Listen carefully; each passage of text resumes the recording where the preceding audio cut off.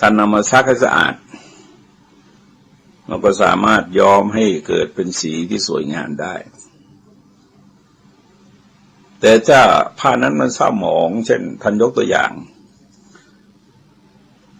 ว่าการจะย้อมหนังแกะสีด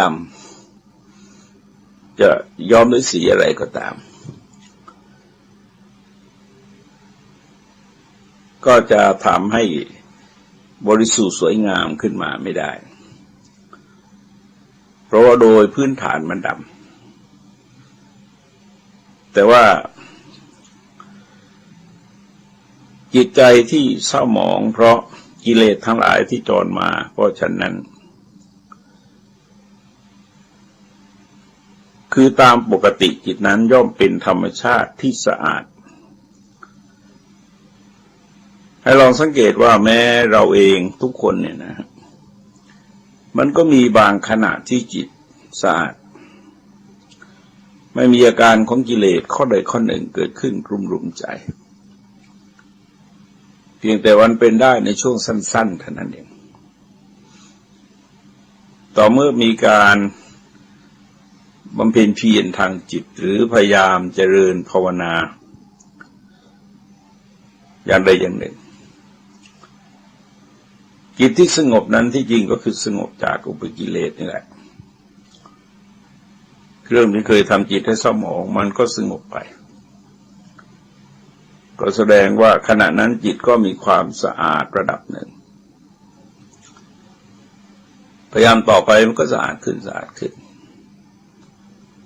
จนถึงก็บริสุทธิ์หมดจดปราศจากอาสวะกิเลสเครื่องเศร้าหมองทั้งหลายทีนี้แม้จิตถ้าเศร้าหมองเพราะกิเลสทั้งหลายที่จรมาก็เหมือนกันจิตนั้นตามธรรมชาติก็สะอาดในวาระเป็นสนที่จิตและภวังคจิตหมายความว่าปฏิสนธิคือจุติปั๊บแล้วก็เกิดปุ๊บเนี่ยตรงขณะนั้นจิตก็ยังบริสุทธิ์อยู่แต่ว่าบริสุทธิ์แบบคนมีกิเลสนะฮะและภวังคจิตอันนี้ก็เป็นเรื่องจิตที่ตกภวังค์เป็นขณะไปก็เป็นระยะสั้นๆเช่นเดียวกัน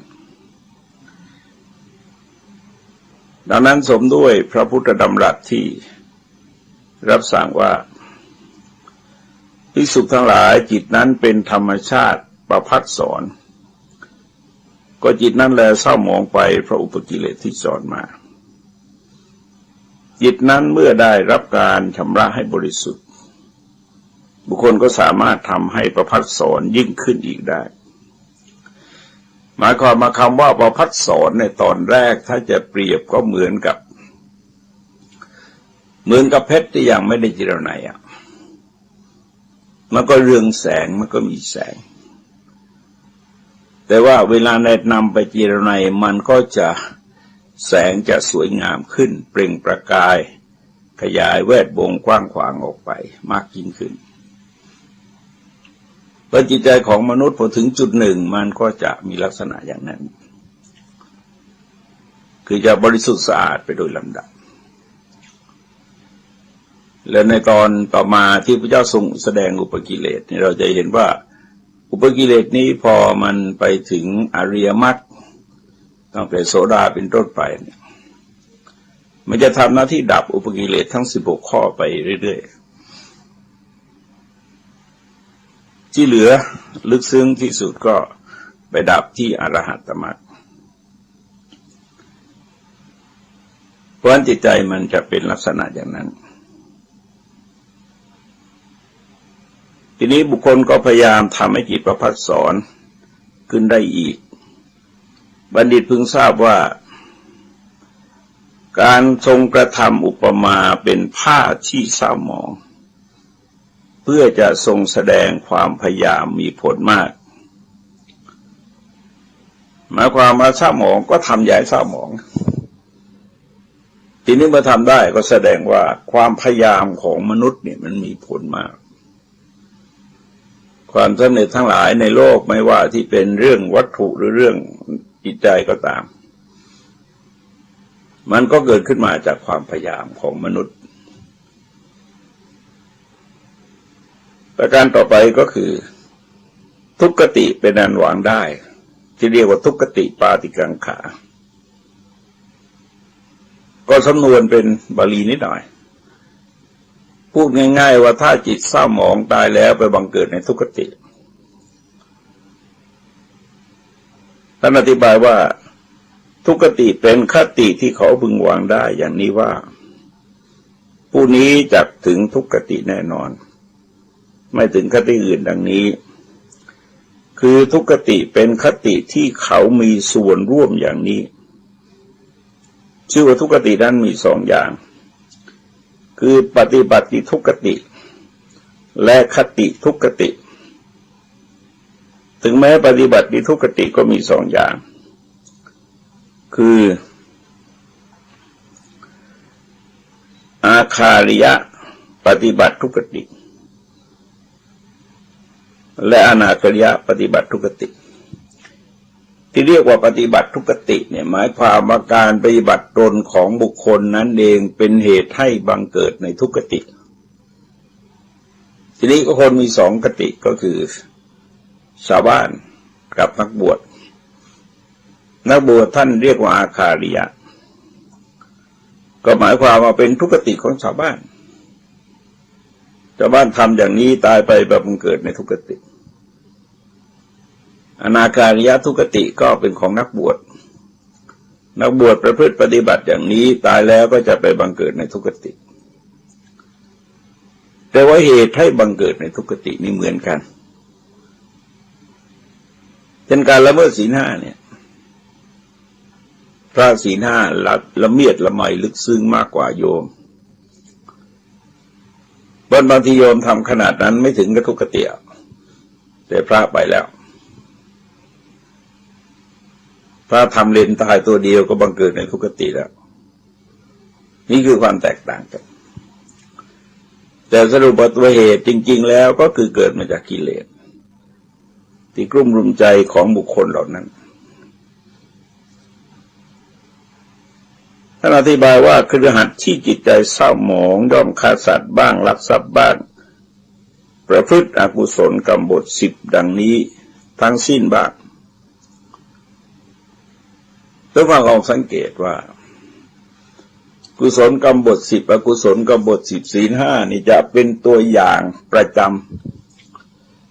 ำเพราะอะไรเพราะพฤติกรรมของมนุษย์เราเนี่ยถ้าทำความดีมันก็อยู่ในกรอบของกุศลกรรมบทถ้าทำความไม่ดีก็อยู่ในกรอบของอกุศลกรรมบทอกุศลกรรมบทก็คือประทุษร้ายต่อชีวิตในรูปแบบต่างๆจะดังใหญ่ก็ตามคือก็ประทุษร้ายต่อชีวิตเขาล่วงละเมิดสิทธิในทรัพย์สินของเขาโดยรูปแบบหลากหลายนับ1 2 3 4ไม่ไหวหรอกมันเยอะล่วงละเมิดสิทธิในคู่ครองก็มีความหลากหลายแต่เจตนาจริงๆก็คือประทุษร้ายต่อชีวิตประทุษร้ายต่อทรัพย์ประทุษร้ายในทางเพศทีนี้การโกหกหลอกลวงก็หลากหลายอีกแหละสารพัดวิธีวันนี้ทำได้ทั้งด้วยกายทั้งด้วยวาจาทั้งด้วยเครื่องมือเทคโนโลยีต่างๆอันเนกอันนันต์คนรู้ไม่หมดหรอกแต่มันก็เป็นเครื่องมือในการทำดีทำชั่วแต่พวกนั้นมันไม่ดีไม่ชั่วหรอกเพียงแต่ว่ามันเป็นเครื่องมือในการทำดีทำชั่วไอ้เจตนาเป็นเหตุให้ทำชั่วก็เกิดมาจากจิตที่เศร้าหมอง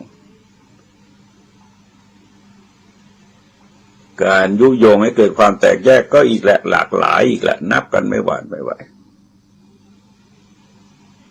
นับ1 2 3 4ไม่ทันนะมันเยอะแต่นั้นก็คือยุยงให้เกิดความแตกแยกกล่าวคำหยาบคายร้ายกาจก็หลากหลายอีกแหละโดยวิธีการต่างๆ คือเวลาดูข่าวโทรทัศน์อะไรพยายามอักษรดูอักษรวิ่ง SMS อะไรที่เขาเรียกคนไทยนี่ด่ากันจัง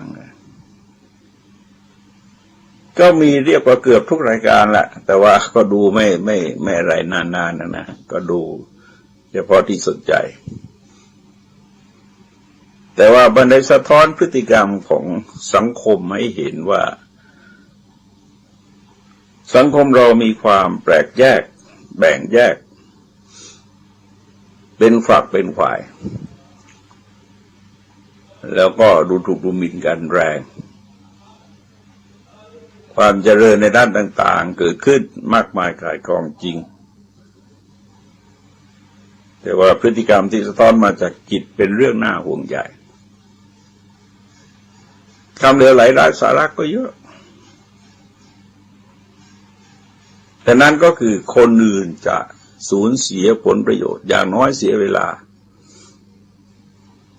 าในการฟังถ้อยคำเช่นนั้นมันเกิดมาจากอะไรมันจะเกิดมาจากจิตที่ประกอบด้วยความโลภความโกรธความหลงคือความเห็นผิดจากทำนองของธรรมทีนี้ในการที่ประพฤติกุศลกรรมบท10ก็เหมือนกันก็คืองดเว้นเองก็หลากหลายแหละหลากหลายมากมายก่ายกองเราก็นับ1 2 3 4ไม่ได้ทั้งนั้นนะมันเยอะแต่สรุปแล้วก็คือชีวิตประทุษร้ายต่อชีวิตประทุษร้ายต่อทรัพย์ล่วงละเมิดในทางเพศแต่เป็นการงดเว้น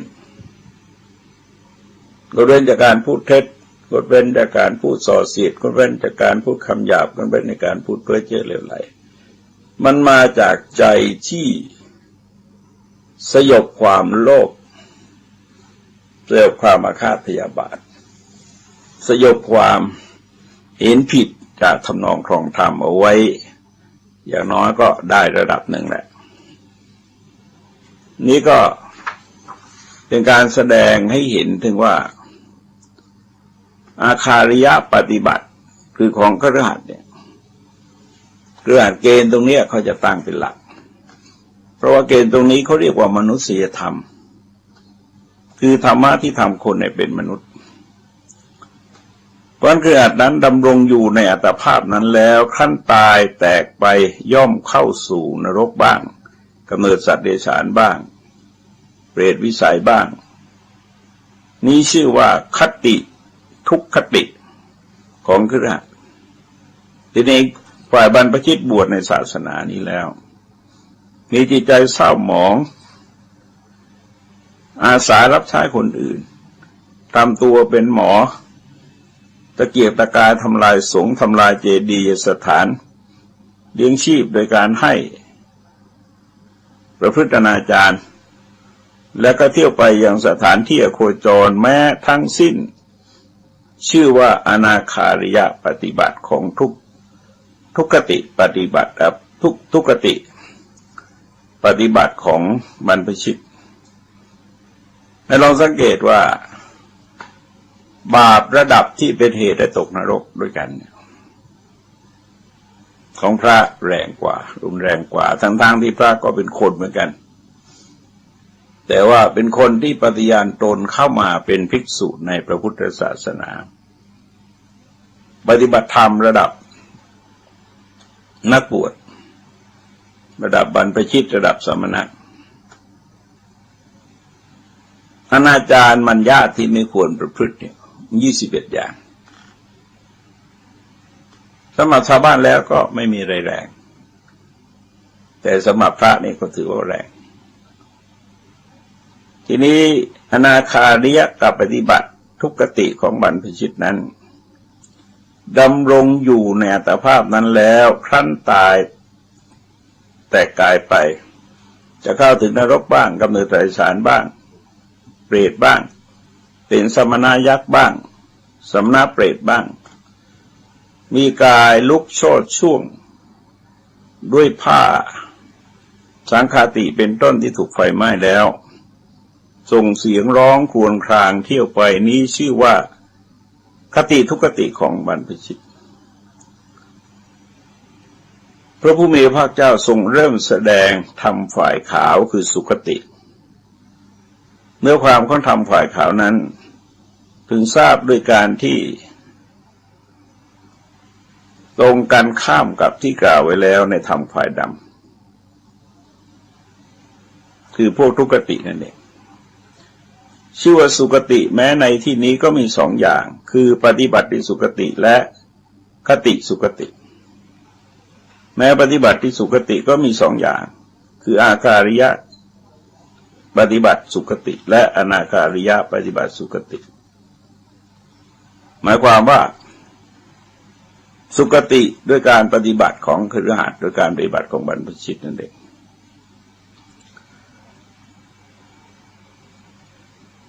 คฤหัสถ์มีจิตบริสุทธิ์ย่อมงดเว้นจากการฆ่าสัตว์งดเว้นจากการลักทรัพย์บ้างบำเพ็ญกุศลกบฏ10บ้างทั้งสิ้นนี่ชื่อว่าเป็นอาการิยะปฏิบัติสุคติของคฤหัสถ์นั้นคือนั้นดำรงอยู่ในอัตภาพนั้นขั้นตายไปแล้วก็ย่อมบังเกิดในสุคติเป็นมนุษย์บ้างเป็นเทวดาบ้างชื่อว่าคติสุคติทีนี้ฝ่ายบรรพชิตรักษาจารุปาริสุทธิศีลหมดจดสมาทานธุดงค์13เรียนกรรมฐานนั้นเหมาะสมในอารมณ์38อยู่ในเสนาสนะอันสงัดทำบริกรรมกสิณจนให้เกิดฌานสมาบัติได้บรรลุโสดาปัตติมรรคเป็นเรื่อยไปนะฮะจนถึงอนาคามีมรรคอนาคามีผลก็เรียกว่าปฏิบัติที่สุคติของบรรพชิตบรรพชิตนั้นก็ดำรงอยู่ในชีวิตของพระพอนำภาพไปแล้วก็ย่อมเกิดในสกุลทั้ง3สกุลในมนุษยโลกนี้ในเทพชั้นกามาพจร3ชั้น6ชั้นในภพแห่งพรหม10ภพในชั้นสุทธาวาส5บ้างอรูปภพ4บ้างนี่ชื่อว่าเป็นคติสุคติของบรรพชิตพระผู้มีพระภาคเจ้าเมื่อตรัสว่าเมื่อจิตเศร้าหมองทุกขติเป็นอันวางได้และเมื่อจิตไม่เศร้าหมองสุคติเป็นอันวางได้อย่างนี้อันนี้จะทรงแสดงอุปกิเลสทั้งหลายที่เป็นเหตุให้เกิดความเศร้าหมองจึงตรัสคำเป็นต้นว่าภิกษุทั้งหลายอุปกิเลสแห่งจิตเป็นไฉนคืออภิชฌาวิสมโลภะบรรดาอุปกิเลสเหล่านั้นความรักความพอใจในสิ่งของตนชื่อว่าของคนอื่นนะในสิ่งของที่ไม่ใช่ของตนก็เรียกว่าอภิชฌาความรักความพอใจในสิ่งของคนอื่นชื่อว่าวิสมโลภะอีกอย่างหนึ่งความรักความพอใจในพันธะของตนชื่อว่าหรือของคนอื่นจงยกไว้ความรักความพอใจในฐานะที่ถูกที่ควรชื่อว่าอภิชฌาความรักความพอใจในฐานะที่ไม่ควรชื่อว่าวิสมโลภะส่วนพระเถระกล่าวไว้ว่าโลภะทุกอย่างจะไม่ชื่อว่าวิสมะก็หาไม่ได้คือมันอยากได้อย่างนั้นอย่างนี้สูงต่ำๆเล็กๆใหญ่ๆก็ว่าไปเลยพระบาลีว่าพวกเธอทำการแบ่งแยกไปทำไมจะเป็นอารมณ์ที่เหมาะหรือไม่เหมาะสมก็ตามราคะก็เป็นวิสมะโทสะก็เป็นวิสมะโมหะก็เป็นวิสมะเหมือนกันเพราะฉะนั้นโลภะนี้นั้นชื่อว่าอภิชฌาแปลว่าเพ่งเล็งชื่อวิสมะเพราะอรรถว่าไม่เหมาะสม ไม่ชอบไม่ควรคำว่าอภิชฌาวิสมะโลภะมีความหมายอย่างเดียวกันต่างกันแต่เพียงพยัญชนะเท่านั้นอวิชชาวิสมะโลภะนั้นเมื่อเกิดขึ้นย่อมทำร้ายจิตคือไม่ให้จิตผ่องใสเพราะฉะนั้นพระผู้มีพระภาคเจ้าจึงตรัสว่าเป็นธรรมเครื่องเศร้าหมองแห่งจิตอวิชชาวิสมะโลภะนี้เป็นฉันใดพยาบาทอันเกิดมาจากอาฆาตวัตถุเหตุตั้งแห่งความอาฆาต9อย่างย่อมเกิดขึ้นมาจากอาฆาตวัตถุ10อย่างความผูกโกรธอันคลุมเครืออันครอบคลุมจิตบ่อยๆฉะนั้น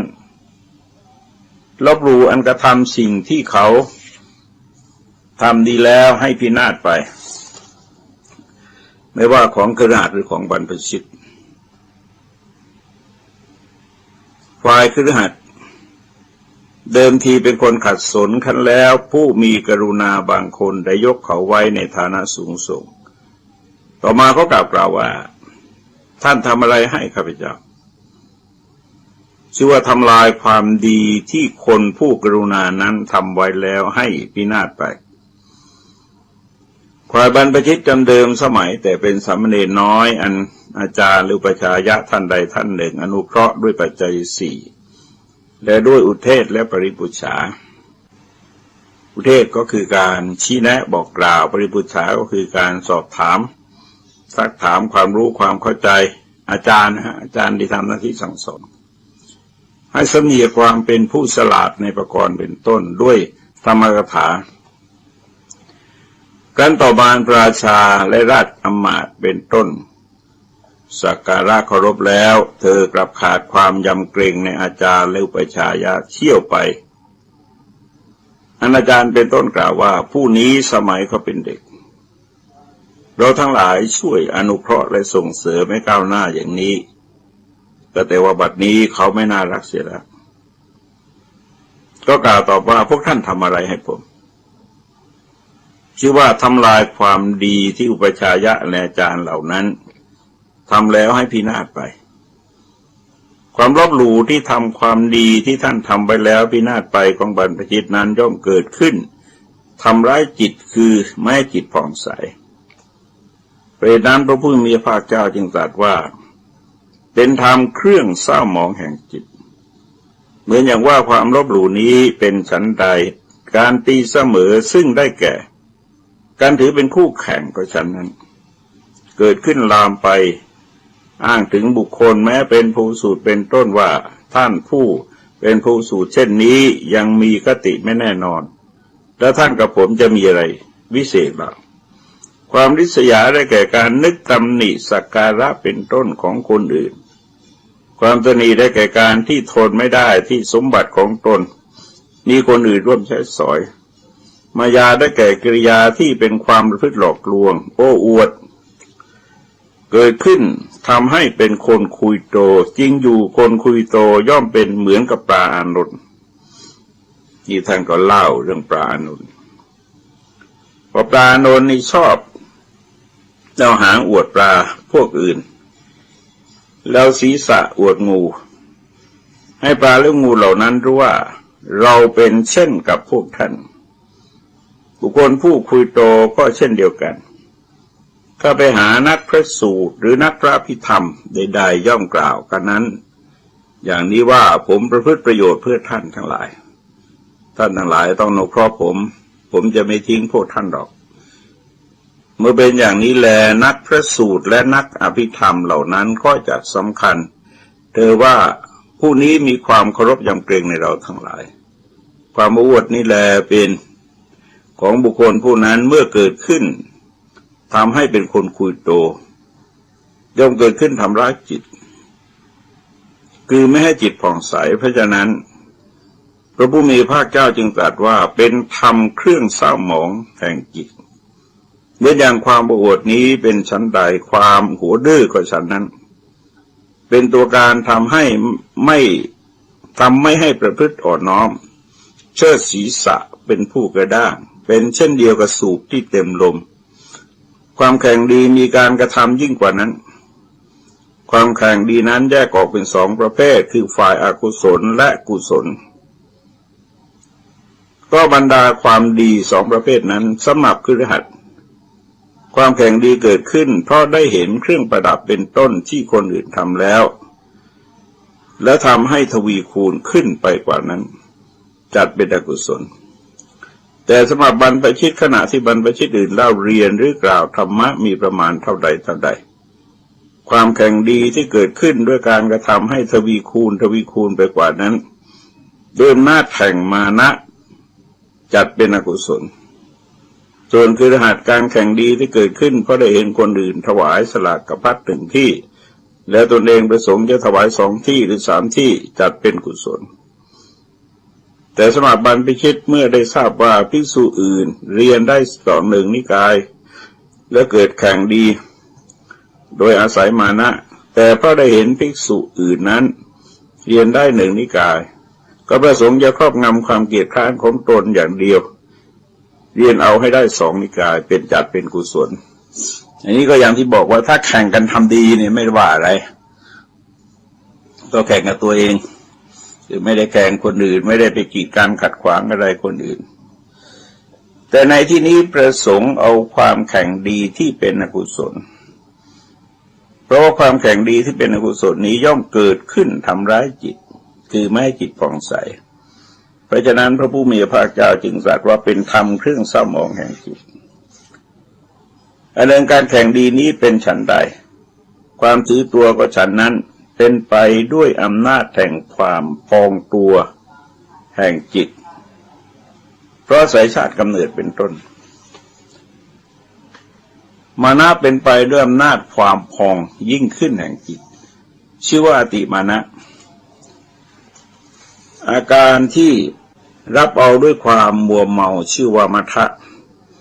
ะเกิดขึ้นอำนาจการปล่อยจิตไปในกามคุณทั้งหลายปมาทะย่อมเกิดขึ้นทำร้ายจิตคือไม่ให้จิตผ่องใสเพราะฉะนั้นพระผู้มีพระภาคเจ้าจึงตรัสว่าเป็นธรรมเครื่องเศร้าหมองแห่งจิต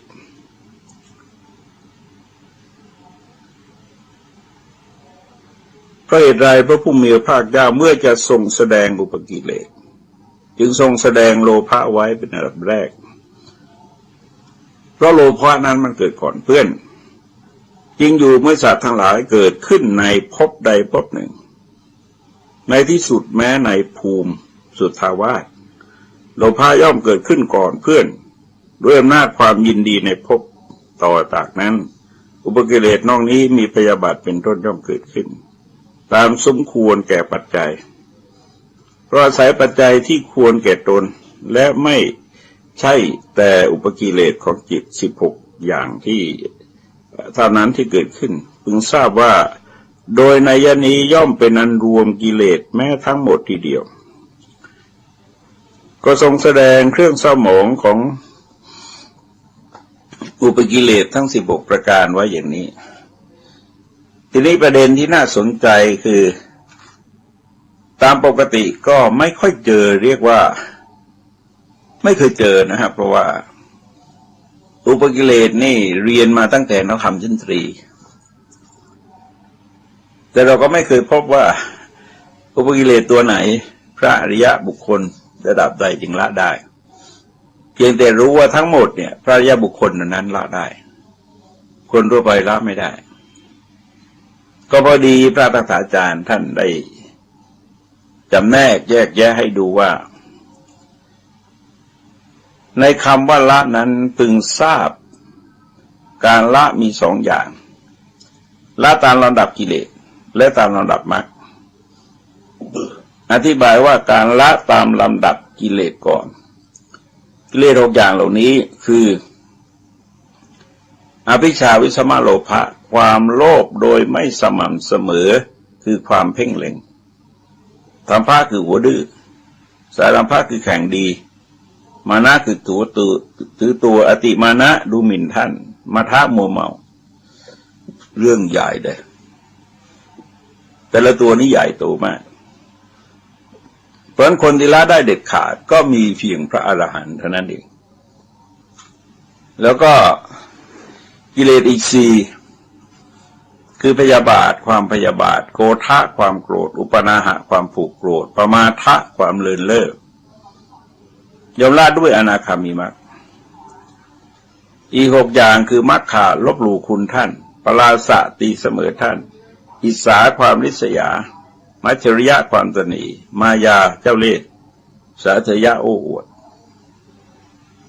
ย่อมละได้ด้วยโสดาปัตติมรรคส่วนการละตามลำดับมรรคอธิบายดังต่อไปนี้กิเลส6อย่างเหล่านี้คือมัคคะลบหลู่คุณท่าน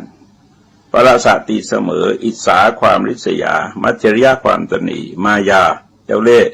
สาธยะโอ้อวดย่อมละได้ด้วยโสดาปัตติมรรคกิเลส4คือพยาบาทพยาปาทะความพยาบาทโกฏะความโกรธอุปนาหะความผูกโกรธปมาทะความเลินเล่อย่อมละด้วยอนาคามิมรรคอภิชฌาวิสมโลภะความโลภโดยไม่สม่ำเสมอสัมภะความหัวดื้อสารัมภะความถือตัว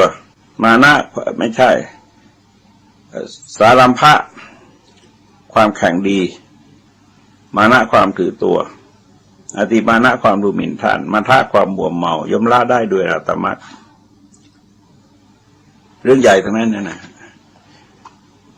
แต่ว่าแต่ละข้อเนี่ยถ้าเรามองให้เห็นโทษ แล้วก็พยายามลด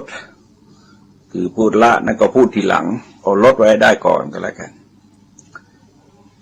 คือคนเราเกิดมาเนี่ยอย่างน้อยที่สุดอายุเพิ่มเนี่ยให้กิเลสลดก็แล้วกันย้ายกิเลสเพิ่มตามอายุไปเพราะอายุที่เพิ่มเนี่ยทำให้เราใกล้ความตายเข้าไปทีนี้ถ้าเราตายอย่างมีกิเลสหนาปัญญาหยาบนี่แหมรูปรโลกแล้วมันมืดมนแต่ทีนี้เมื่ออายุเราเพิ่มแต่ความดีมันเพิ่มตามก็เหมือนกับการเตรียมตัวพร้อมที่จะเดินทางไกลกันดารตายไปก็จิตใจไม่ขุ่นมัวเศร้าหมองเป็นจิตที่ผ่องแผ้วบางก่อนมีคนที่วัดเนี่ยก็ไปงานศพโยมที่เพชรบุรีโยมคนนี้พ่อเขาไม่ใช่ลูกเขาเป็นมหาเป็นปรริญญาธรรม9 ประโยคเป็นราชาคณะปีที่แล้วเนี่ยข่าวว่าอายุมากแล้วก็70 กว่าสามีก็90 กว่าก็อยู่กัน2 คนตายายลูกหลานก็อยู่รอบๆนั่นแหละดูแล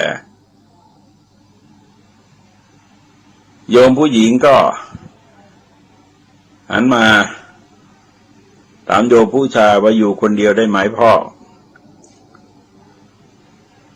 แกก็ตกใจนิ่งๆมาถามอย่างนั้นตกใจแต่ว่าพอพลิกตัวไปอีกทีหนึ่งเนี่ยแกตายเลยตายไปแล้วก็แสดงว่าอยู่ด้วยความสุขใจต่อพระลูกชายตั้งแต่โน้นมาแหละไปดูแลแม่อยู่เรื่อยดูแลพ่ออยู่เรื่อยจนไปสร้างกุฏิเล็กๆไว้เพื่อไปพักได้ดูแลพ่อแม่แล้วก็ลูกหลานที่อยู่รอบข้างก็ดูแลดีโยมคงสบายใจแล้วก็ยังเป็นห่วงสามีอยู่ก็ถามคำเดียวดูคนเดียวได้ไหมเมื่อสามีงงแกก็ไปเลยนั่นก็แสดงให้เห็นว่าจิตที่มันผ่องใสขึ้นมาเพียงขนาดนั้นแต่นี้ก็คงรักษาคุณภาพจิตอย่างนี้ไม่ได้นานนะต่อเนื่องกันมาเพราะบรรยากาศมันมีแต่ความเบิกบานแจ่มใสรื่นรม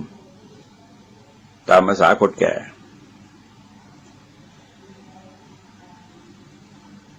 ในที่นี้กิเลสเหล่านี้จะถูกฆ่าด้วยโสดาปัตติมรรค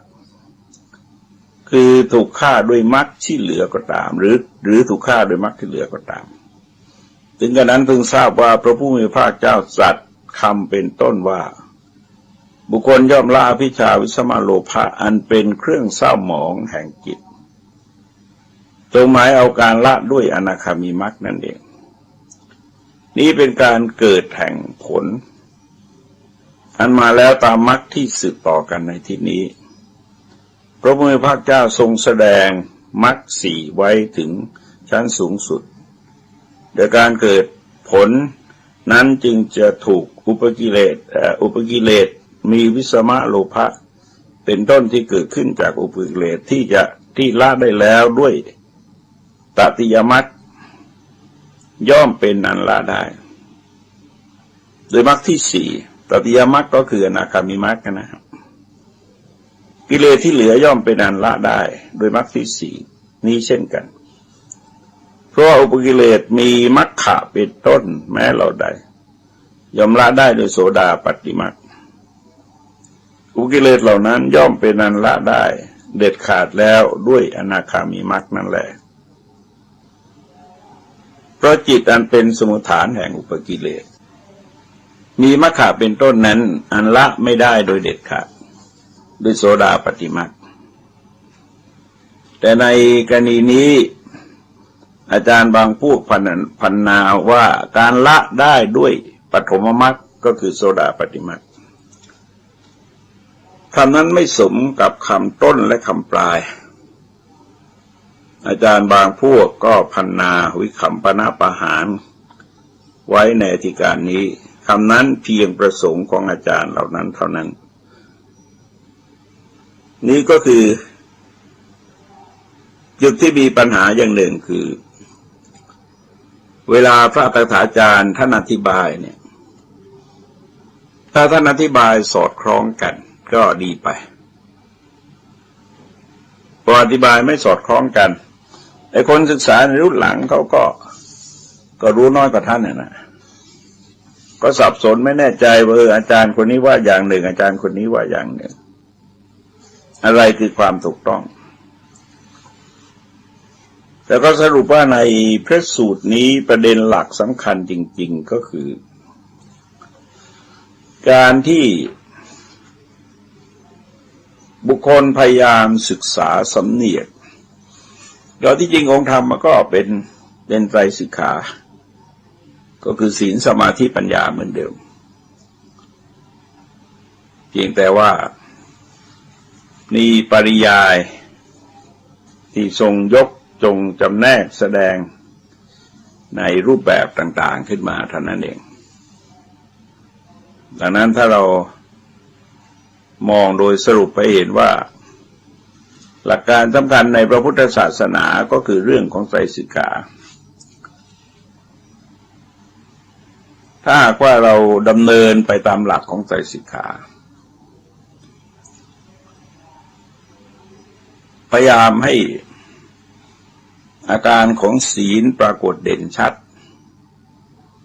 อาการธรรมะปรากฏเด่นชัดอาการของสมาธิปรากฏเด่นชัดอาการปัญญาปรากฏเด่นชัดขึ้นภายในใจแม้สักระดับหนึ่งมีความสงบเย็นบังเกิดขึ้นภายในใจก็ชื่อว่าเป็นการปฏิบัติที่ถูกต้องเหมาะสมแก่ฐานะของพุทธบริษัทแล้วแต่แน่นอนว่ามันเป็นการต่อสู้ที่ทวนกระแสกิเลสแต่ละข้อใน16ข้อเนี่ยอาการหนักทั้งนั้นแต่เราจะสู้กับเขาแต่เราก็ยอมไม่ได้เพราะว่าพระอริยะที่ท่านเป็นพระอริยะขึ้นมาได้ก็ท่านก็เป็นคนธรรมดาอย่างเรานี่แหละท่านก็ต่อสู้กันมาขับเคี่ยวกันมาบางจวนจะมรณภาพแต่จับอารมณ์ได้จิตรวมได้บรรลุมรรคผลไปในขณะนั้นแล้วก็นิพพานไปได้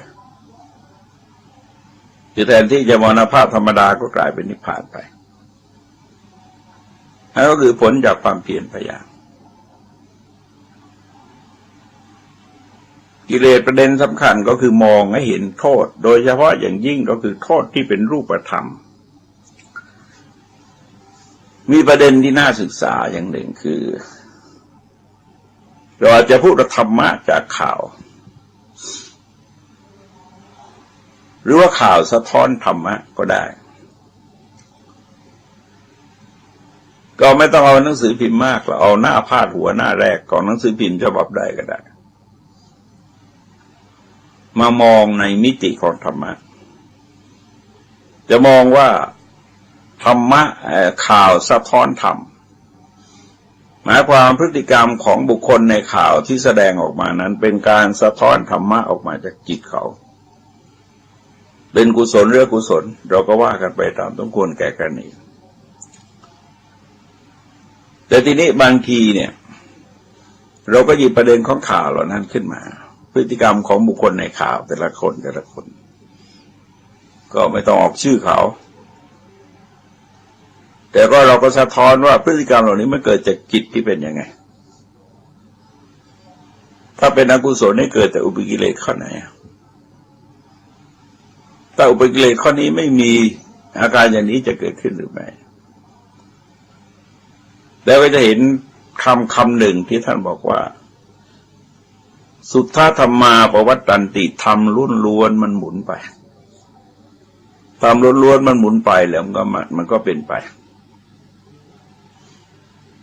แต่ว่าเมืองไทยเนี่ยพูดอะไรยากพอเป็นตัวตนบุคคลขึ้นมาเป็นการเมืองสิอีกแล้วที่จริงวิถีชีวิตของมนุษย์มันก็อยู่ในแวดวงของการเมืองนั่นแหละตัวมนุษย์ก็เป็นสัตว์การเมืองมันเพิ่งเกิดคำว่าการเมืองมันเพิ่งเกิดแต่หมายความว่ามีการบริหารการจัดการมีการป้องกันมีการบำบัดมีการบำรุงมีการรักษาทั้งส่วนที่เป็นรูปธรรมแล้วก็ส่วนที่เป็นนามธรรมเพราะฉะนั้นถ้าเราได้กระตุ้นเตือนให้คิดว่านี่คือธรรมะนี่คือธรรมะนี่คือกุศลนี่คืออกุศลเพราะเป็นอย่างนี้จึงมีโทษอย่างนี้เพราะเป็นอย่างนี้จึงมีคุณอย่างนี้คนก็จะค่อยซึมซับไปว่าธรรมะกับชีวิตเป็นอย่างเดียวกันธรรมะก็คือชีวิตก็คือธรรมะชีวิตจึงเป็นกระบวนการธรรมะล้วนๆที่หมุนไปแล้วก็ขับเคลื่อนไปแล้วแต่ว่าจังหวะไหนเป็นกุศลหรืออกุศลเท่านั้นเองต้องฟังทั้งหลายที่สุดนี้ขอความเจริญงอกงามไพบูลย์ในธรรมจงมีแด่ท่านผู้ฟังทั้งหลายโดยทั่วกันสวัสดี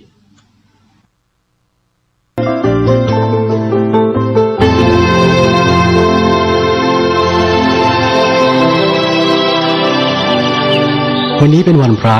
ขอเรียนเชิญพุทธศาสนิกชนทุกท่านมากลั่นจิตให้ใสกลั่นใจให้เป็นบุญด้วยการให้ทานรักษาศีลและเจริญจิตภาวนาน้อมจิตให้เข้าถึงพระรัตนตรัย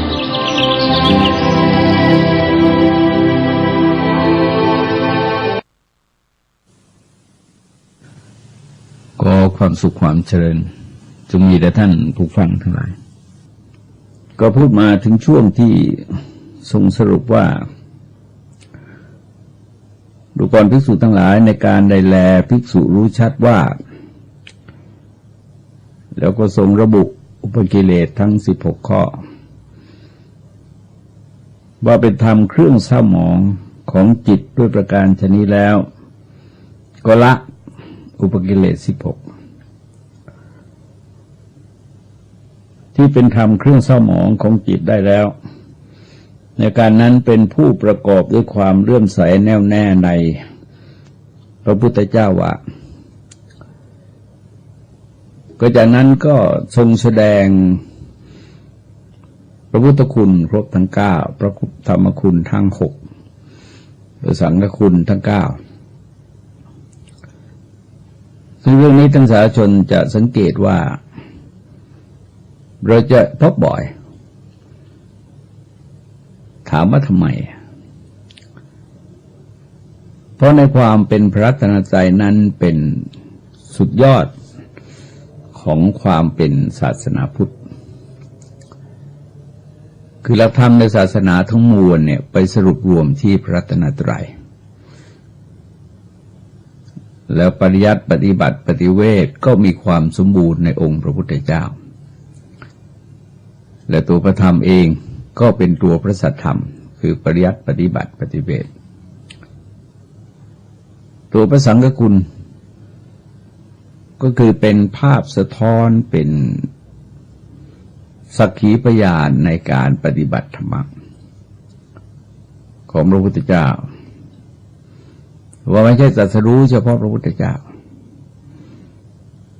แต่ว่าใครก็ตามที่มีความเพียรมีสติมีสัมปชัญญะปฏิบัติถูกทางดำเนินไปตามหลักของสังฆคุณ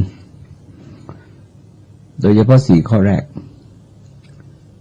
คือปฏิบัติดีปฏิบัติตรงปฏิบัติเป็นธรรมปฏิบัติสมควรได้ถึงจุดหนึ่งก็จะเข้าสู่อนุพุทธะคือรู้ตามที่พระพุทธเจ้ารู้เห็นตามที่พระพุทธเจ้าเห็น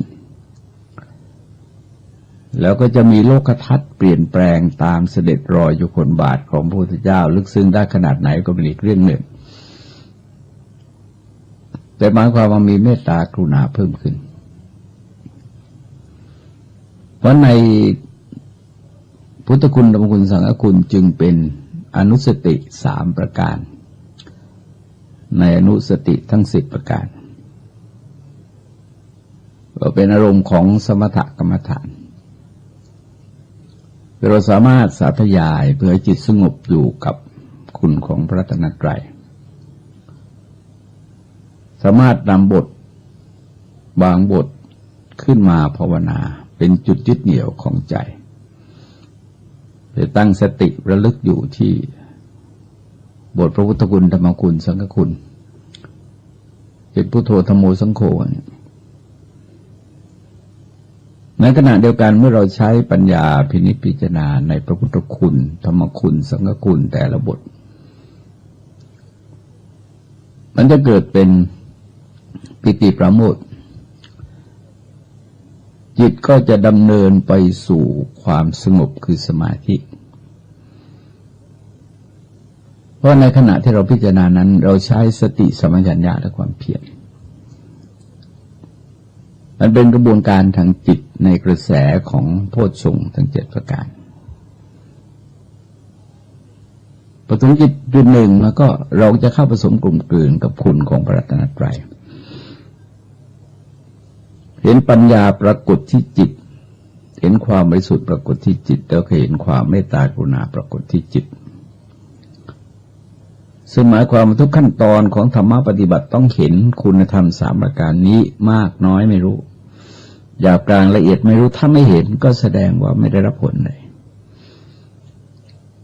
เพราะความเปลี่ยนแปลงนี่ถือว่าเป็นเรื่องสำคัญเพราะธรรมะเป็นหลักเรียกว่าสันเลขะคือมันขัดเกลาความชั่วถ้าขัดเกลาตั้งนานแล้วความชั่วไม่หายเลยเหมือนขัดสนิมไม่หายไปเลยเนี่ยก็แสดงไม่ได้ขัดเท่านั้นเองหรือขัดไม่เป็นก็ในพุทธคุณธรรมคุณสังฆคุณตรงนี้ทรงก็คล้ายที่เราสวดนั่นแหละก็เหมือนที่เราสวดนั่นแหละว่าแม้เพราะเหตุนี้พระผู้มีพระภาคเจ้าเป็นพระหันสัตรุรีสัตรุชอบโดยพระองค์เองทรงสมบูรณ์ด้วยวิชาและจรณะเสด็จไปดีแล้วทรงรู้แจ้งโลกเป็นสรถีฝึกบุรุษที่ควรฝึกไม่มีผู้อื่นยิ่งไปกว่าเป็นศาสดาของเทวดาและมนุษย์ทั้งหลายเป็นผู้เบิกบานแล้วเป็นผู้จำแนกแจกจ่ายธรรมคือพุทโธเนี่ยก็แล้วแต่จะแปลนะครับเพราะว่าพุทโธเป็นที่รวมของพระพุทธคุณทั้ง3ที่เรียกว่ารู้ตื่นเบิกบานตอนนี้ท่านเอากรุณาคุณมาเป็นจุดเด่นคือตามปกติแล้วในแวดวงของชาวพุทธเองเราก็แสดงความนอบน้อมต่อพระรัตนตรัยในลักษณะนั้นในกรณีนี้แปลแบบนี้ก็เหมือนกับเอาบทนะโมขึ้นต้นนะเพราะนะโมเราจะเห็นว่าเอากรุณาเป็นหลักทีนี้บางทีเราก็แปลว่าเป็นผู้รู้เป็นผู้ตื่นเป็นผู้เบิกบานคือเอาเสียทั้ง3คำเลยทั้งปัญญาบริสุทธิ์กรุณาแต่อาจจะแปลว่าเบิกบานแล้วเป็นผู้ตื่นแล้วเป็นผู้รู้ก็ได้คำไหนก็ได้ก็คือ เป็นการพูดถึงอีก2 คำอยู่ด้วยลักษณะเหล่านี้คือความต่อเนื่องกันหมายความว่า1จะบ่งบอกอีก2พูดตัวไหนก่อนก็ได้ก็ไม่ว่าอะไรกันทีนี้ภความันก็มีลักษณะอย่างนั้นภควาเน้นที่กรุณาคุณแต่บางทีเราก็แปลว่าเป็นผู้จำแนกแจกจ่ายธรรมหรือแสดงว่าเน้นที่กรุณาแต่บางครั้งเราก็แปลว่าผู้มีโชคก็ยืมโวหารชาวบ้านมาพูดพระพุทธเจ้าที่จริงไม่พูดเรื่องโชคหรอกแต่ว่ามันเป็นภาษาปากเพราะฉะนั้นเราก็สื่อสารไม่เข้าใจทีนี้ทรงประกอบโดยภคธรรมเนี่ยมันเน้นที่ตัวบริสุทธิ์ตามปกติเราก็ไม่เคยแปลเพราะว่าถ้าไปออกภคธรรมมันต้องขยายอีก6หรือเรื่องมันจะยาวพอมาถึงต่อไปก็ขึ้นที่พระธรรมเลยเป็นผู้ประกอบด้วยความเลื่อมใสแน่วแน่ในพระธรรมว่าธรรมอันพระผู้มีพระภาคเจ้าตรัสดีแล้วอันบุคคลพึงเห็นได้เองไม่ประกอบด้วยการควรเรียกให้มันดูควรน้อมเข้ามาในตนอันมียุชนพึงรู้เฉพาะตนคือเราสังเกตว่าพระธรรมเนี่ยจะ6 ข้ออย่างเนี้ยพุทธคุณยังกระจายนะฮะยังกระจายบางทีอาจจะไปถึงพุทธคุณ108พุทธคุณ100 บทคือบางพระสูตรเนี่ยจะมีพุทธคุณอยู่ถึง100 บทเช่นอุบาลีวาทสูตรในมัชฌิมนิกายอุบาลีคือบดีลูกศิษย์ของท่านนิโรธนาถบุตรบรรลุมรรคผลเป็นพระโสดาบันใหม่ๆไม่กี่ก็คงไม่ถึง 2-3 ชั่วโมงนะครับท่านสาธยายสรรเสริญพระพุทธคุณต่อหน้าท่านนิโรธนาถบุตรรวดเดียวเป็นฉันขึ้นมา100 บทนิโครธนาถบุตรผิดหวังอย่างแรงโทมนัสอย่างแรงกระอักเป็นโลหิตสดๆนะต้องหามไปจากบ้านอุบาลีคราบดีแต่ว่าธรรมคุณจะเอาอย่างเนี้ย3 ข้ออย่างเงี้ยเป็นหลักไม่ใช่6 ข้ออย่างเงี้ยเราจะเห็นว่า2 ข้อนี้คือสวากขาโตกับอากาลิโกเป็นการแสดงถึงสถานะของธรรมะพระธรรมะพระพุทธเจ้าทรงแสดงไว้ดีแล้วมองในมิติใดก็ได้คือแสดงไว้ดีแล้วแล้วถ้าในภาคปฏิบัติเนี่ยที่จริงมันก็เหมือนกับงูตัวนึงเราจับหัวไว้ได้แล้วก็ไปลากหางติดมาด้วยเดี๋ยวยกตัวอย่างว่าศีล 5เนี่ยถ้าเราจับหัวคือเมตตาได้หรือจับที่สติได้ศีล 5มันก็ไปแล้วพรหมวิหาร 4ถ้าจับที่เมตตาได้ก็ไปแล้วกุศลกบฏ 10เนี่ยจับที่สัมมาทิฏฐิหรือเมตตาได้ก็ไปแล้วไปหมดทั้ง10เพราะงั้นธรรมะเหล่านี้เป็นระบบคำสอนที่เป็นนิพปริยายคือแสดงอย่างนี้ทุกทีหรือเป็นปริยายคือแสดงโดยนัยยะต่างๆแต่ผลจะเกิดขึ้นมาเป็นการเพิ่มขึ้นของปัญญาความบริสุทธิ์และก็ความเมตตากรุณาในขณะเดียวกันโลภะโทสะโมหะลดนั่นคือสูตรเลยแต่ว่าธรรมะที่ทรงแสดงอาจจะข้อเดียวเช่นเมตตาข้อเดียวเช่นศรัทธาข้อเดียวเช่นความเพียรข้อเดียวเช่นสติข้อเดียวเช่นสมาธิข้อเดียวเช่นปัญญาข้อเดียวแล้วอย่างอื่นก็เกิดเองนะฮะก็เกิดตามมาเองในภาคปฏิบัติเนี่ยเขาจะเป็นกระบวนการแต่ว่าในภาคปริยัติเนี่ยคือบางทีก็สอนกระบวนการเนี่ยมันแสดงไว้ทั้งหมดแต่ว่าภาคปฏิบัติก็จะขับเคลื่อนด้วยกระบวนการของเขา โดยกระบวนการของธรรมะนี่อยู่ที่จุดเริ่มต้นนะอย่างที่เคยยกตัวอย่างว่าพวกอินทรีย์ห้านี่มันยิ่งใหญ่มากแต่ละข้อนี่เขาเป็นผู้นำมนุษย์สู่นิพพานได้หมดศรัทธาก็นำได้วิริยะก็นำได้สติก็นำได้สมาธิก็นำได้ปัญญาก็นำได้คนอื่นก็ตามคือไม่ใช่ไปเดี่ยวนะฮะแต่เนื่องจากเขาเป็นกระบวนการคล้ายๆกับว่าเขาสั่งนายพลคนหนึ่งให้ยกทัพบอกคุณทำทหารของคุณไปดำเนินการอย่างนั้นอย่างนั้นอย่างนั้นก็สั่งคนเดียวเองแต่ก็ไปทั้งหมดนะฮะแล้วก็ไม่ใช่ไปเฉพาะทหารไปทั้งหมดทั้งชุดของทหารเลยนั่นคือกระบวนการที่เวลานี้เราพูดเรื่องบูรณาการกันมากอะไรก็บูรณาการบูรณาการบูรณาการที่จริงแกงถ้วยหนึ่งก็บูรณาการแล้วน้ำพริกถ้วยหนึ่งก็บูรณาการแล้วมันเป็นเรื่องปกติธรรมดาแต่เราเกิดบัญญัติศัพท์ขึ้นมาแล้วก็ตามฝรั่งแล้วก็หวือหวากันใหญ่ก็ในชีวิตเราบูรณาการทุกวันแล้วเข้าสู่กระบวนการทุกวันทีนี้พอเอหิปัสสิโกเนี่ยเป็นปริยัติสัจธรรมนะฮะโอปัญญโกเป็นปฏิบัติสัจธรรมสันนิติโกกับปัจจตังวิรุตโบโยหิเป็นปฏิเวทสัจธรรมเพราะงั้นถ้าเราจับหลักได้แล้วโอไปใหญ่เลยไปยาวเหยียดเลยเชื่อมโยงหมดนะทั้งพระไตรปิฎกเลยเราก็ลงไปโน้นนะอัตถกถาฎีกานุฎีกาเชื่อมโยงไปหมดเลยโดยเอาพระธรรมคุณเป็นศูนย์หัวหรือที่จะเอาตรงอื่นก็ได้นะแต่ก็เป็นธรรมะอย่างนั้นแหละ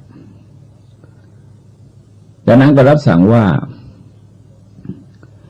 เป็นผู้ประกอบด้วยความเลื่อมใสแน่วแน่ในพระสงฆ์ว่าพระสงฆ์สาวกของพระผู้มีพระภาคเจ้าปฏิบัติดีแล้วปฏิบัติเป็นธรรมปฏิบัติชอบยิ่งคือคู่บุรุษสี่บุรุษบุคคล8นั่นแหละพระสงฆ์สาวกของพระผู้มีพระภาคเจ้าเป็นผู้ควรรับเครื่องสักการะเป็นผู้ควรของต้อนรับเป็นผู้ควรทักขินาคือทำบุญอุทิศเป็นผู้ควรทำอัญชลีเป็นนาบุญของโลกไม่มีนาบุญอื่นยิ่งไปกว่า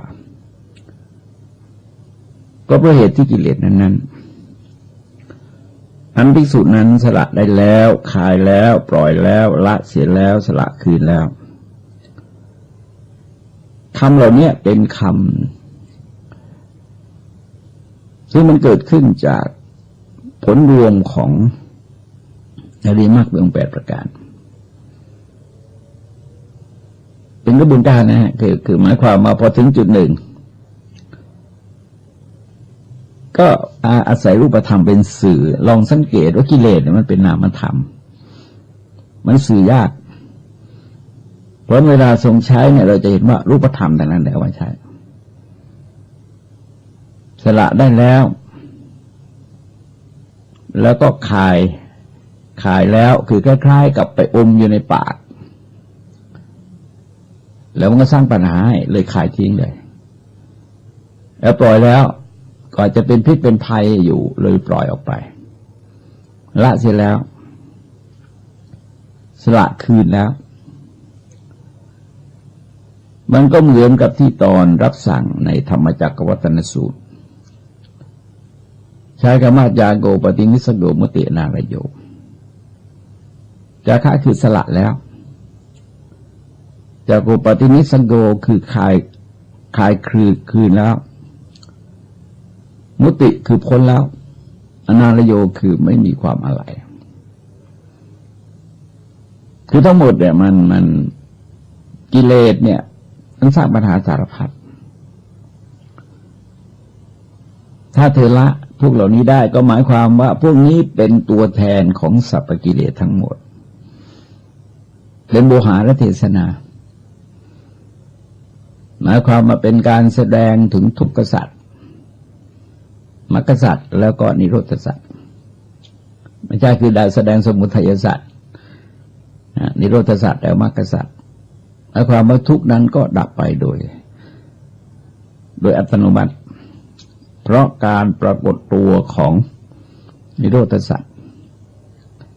เพราะลักษณะเหล่านี้มันดับกิเลสหมด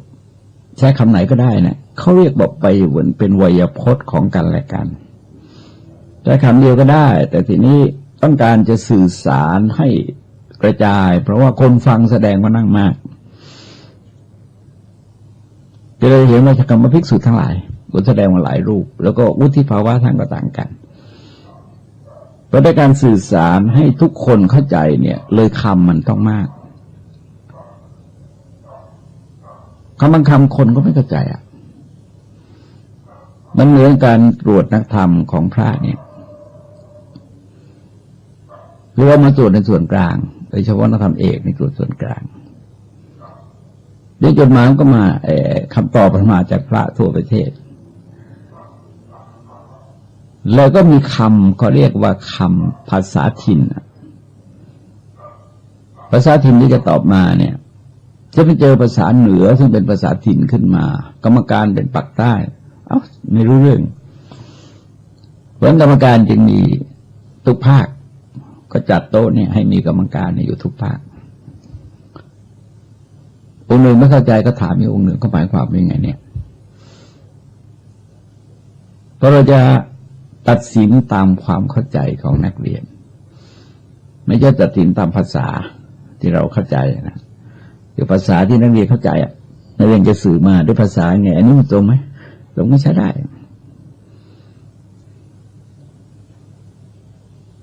ดังนั้นก็แสดงให้เห็นว่าเป็นผลซึ่งปรากฏภายในจิต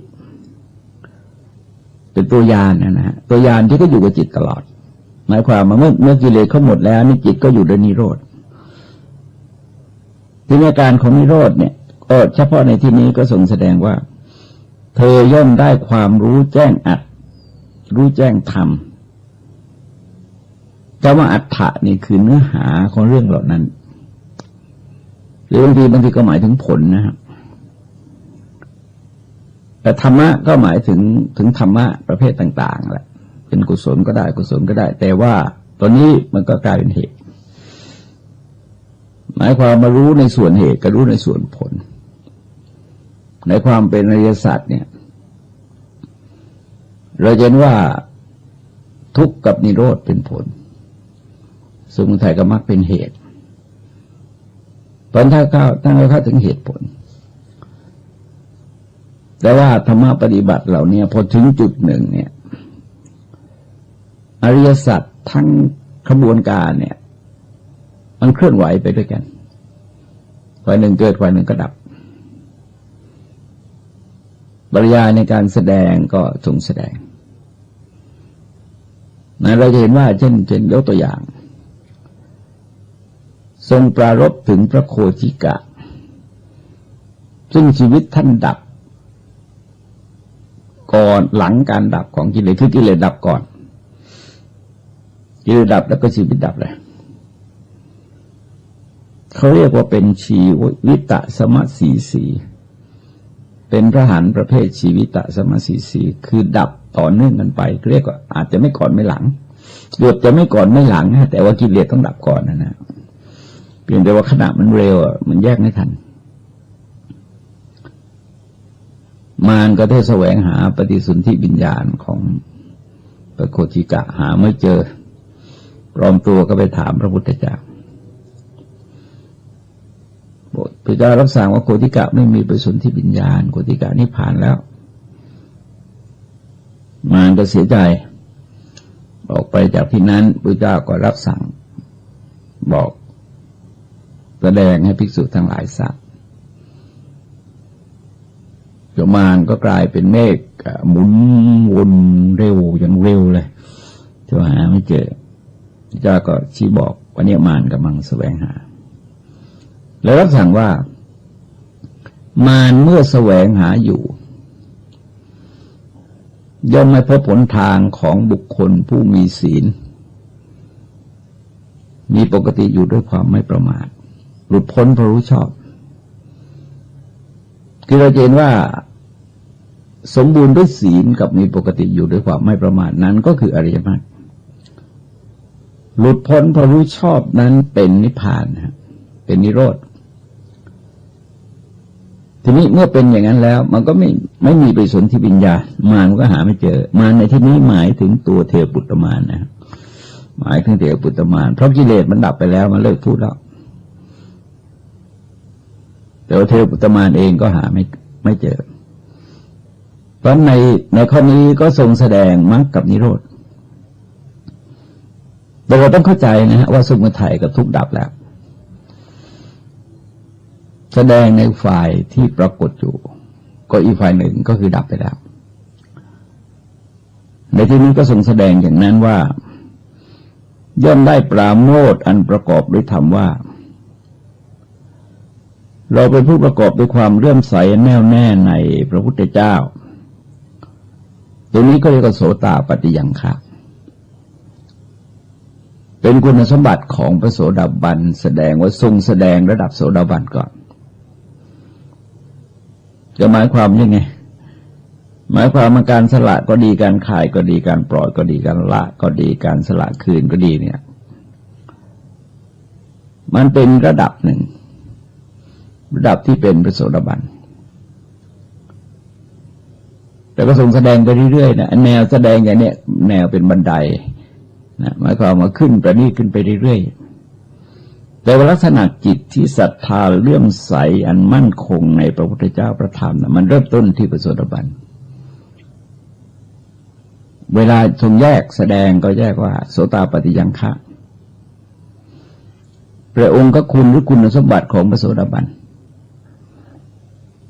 ก็จะมีลักษณะเด่นอยู่4ประการคือศรัทธาเชื่อมั่นไม่หวั่นไหวในพระพุทธเจ้าศรัทธาเชื่อมั่นไม่หวั่นไหวในพระธรรมศรัทธาเชื่อมั่นไม่หวั่นไหวในพระสงฆ์ศรัทธาเชื่อมั่นไม่หวั่นไหวในไตรสิกขาหรือศีลสมาธิปัญญาเนี่ยที่จริงก็คือพระธรรมนั่นเองมันเป็นบทพิสูจน์คือธรรมะนี่พิสูจน์ได้ถ้ามีสิ่งนี้ต้องไม่มีสิ่งนี้คือระหว่างมรรคกับสมุทัยเนี่ยเขาไม่มีลักษณะร่วมระหว่างทุกข์กับนิโรธเนี่ยเขาไม่มีลักษณะร่วมเพราะเมื่อลักษณะเด่นที่ปรากฏตรงเนี้ยมันก็คือมรรคกับนิโรธก็แสดงว่าทุกข์กับสมุทัยก็ดับแต่เป็นการดับในระดับใดก็ตอนนี้ก็ทรงเน้นที่พระโสดาบันก่อนแล้วก็รับสั่งว่าเพราะกิเลสนั้นๆอันเราสละได้แล้วคายแล้วปล่อยแล้วละเสียแล้วสละคืนแล้วดังนี้เมื่อปราโมทย์แล้วย่อมเกิดปิติเมื่อปิติในใจกายสงบเธอก็มีกายสงบกายย่อมสงบเธอก็ย่อมมีกายสงบย่อมได้เสวยสุขเมื่อมีสุขจิตก็ย่อมตั้งมั่นนั้นเราจะเห็นว่าเป็นการแสดงถึงกระบวนการทางจิตในวิถีของโพชฌงค์นะฮะแต่ว่าจริงๆก็คืออริยมรรคเพราะในโพชฌงค์ที่จริงก็คือจิตสิกขากับปัญญาสิกขาแต่ว่าทรงเน้นให้เห็นว่าจิตมันจะเดินอย่างเงี้ยพอปราโมทย์มันก็เกิดปิติปิติก็ปัสสัทธิปัสสัทธิก็สมาธิสมาธิก็อุเบกขาก็ไปเลยจากนั้นรับสั่งว่าดูก่อนภิกษุทั้งหลายภิกษุนั้นแลมีศีลอย่างนี้มีธรรมอย่างนี้มีปัญญาอย่างนี้ก็เป็นผู้อยู่ครองชีวิตด้วยไตรสิกขาจากนั้นมันก็คืออะไรล่ะอาหุนโยปหุนโยตะกินโยจะรับสั่งว่าถึงแม้จะฉันบิณฑบาตข้าวสาลีปราศจากเม็ดดำมีแกงมีกับมิใช่น้อยการฉันบิณฑบาตของภิกษุนั้นก็ไม่มีอันตรายเลย คือประเด็นตรงนี้เป็นการพูดถึงการฉันอาหารของพระว่าการฉันบางอย่างเนี่ยถ้าพระท่านไม่มีศีลไม่มีธรรมะอยู่ภายในใจมันก็ไม่ได้อยู่ในฐานะอหุนโยปหุนโยตะคินโยเพราะอย่าลืมว่าความเป็นพระมันสืบเนื่องมาจากสุปฏิปันโนชุปฏิปันโนยายาปฏิปันโนตอนนี้คือกระบวนการนะฮะกระบวนการเลยเมื่อเป็นอย่างนี้ก็ควรเป็นอย่างนี้ถ้าไม่เป็นอย่างนี้ก็ไม่ควรเป็นอย่างนี้เพราะฉะนั้นการจำแนกการบริโภคไว้ก็อย่างหนึ่งก็คือเขาเรียกว่าเถยะบริโภคอย่างขโมยแต่ทีนี้ถ้าปฏิบัติดีปฏิบัติชอบเนี่ยเขาเรียกว่าทายัชฉะบริโภค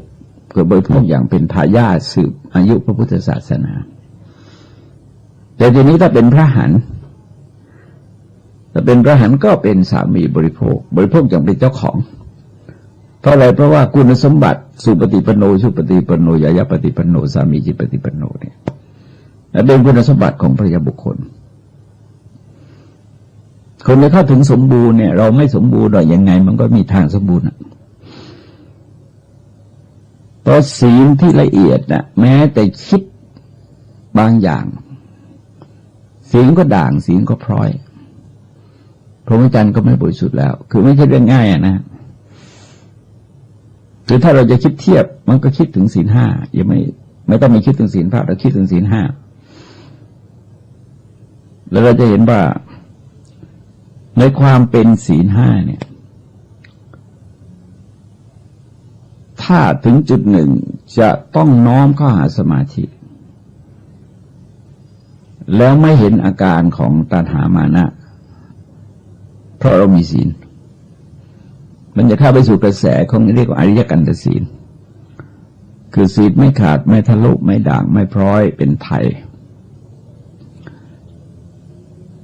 ก็วินยูชนเห็นก็ยกย่องสรรเสริญแล้วภายในใจเนี่ยมันไม่มีตัณหามานะสงบนะมันไม่ถึงกับหมดหรอกศีลเนี่ยคือตัณหามานะไม่จะดับมันง่าย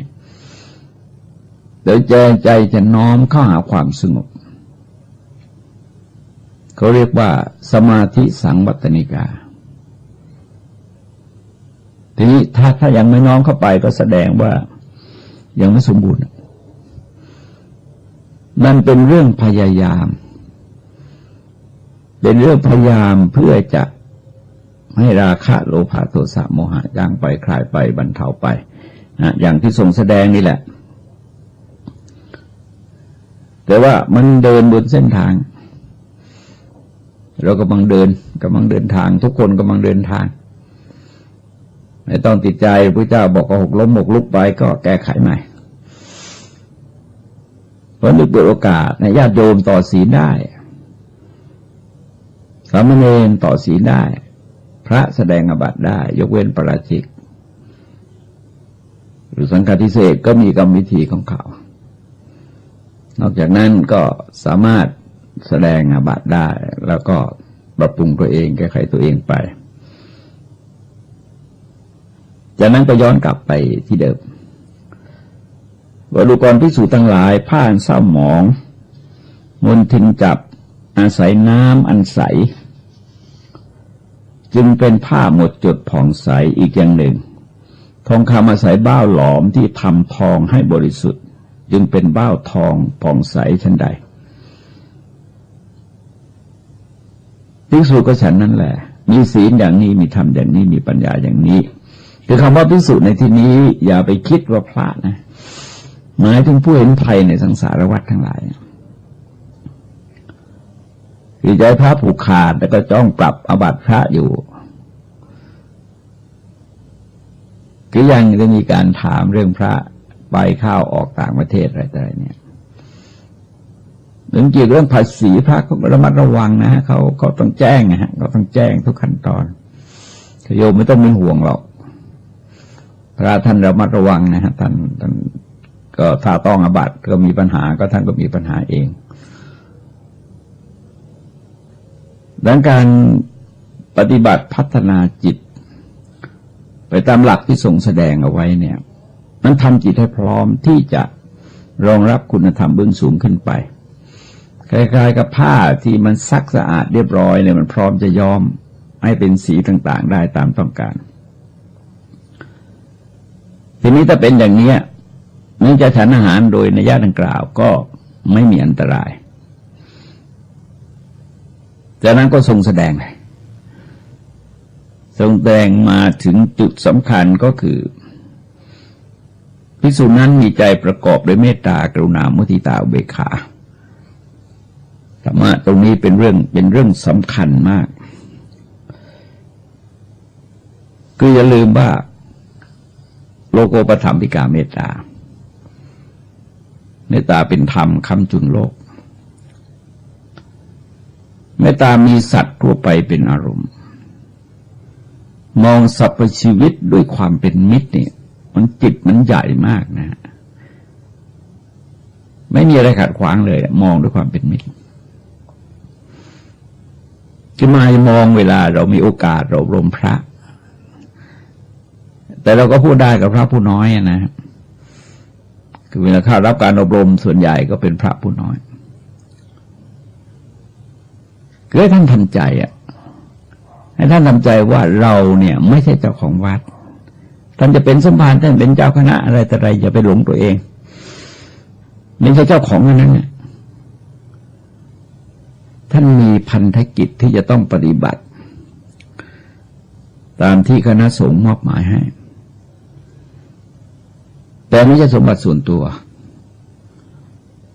เพราะถ้าเกิดเป็นคิดเป็นสมบัติส่วนตัวเนี่ยมันจะเกิดโลภะโทสะคือยินดียินร้ายมันจะกีดกันคนบางกลุ่มแล้วก็สนับสนุนคนบางกลุ่ม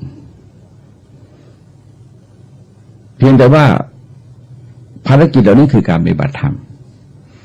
เพราะนั่งตำแหน่งสมภารวัดปั๊บนี่ทุกรูปทุกคนทุกชีวิตในวัดเนี่ยคือคนของเรามันต้องขยายอย่างนั้นได้ใจต้องถึงและต้องเข้าถึง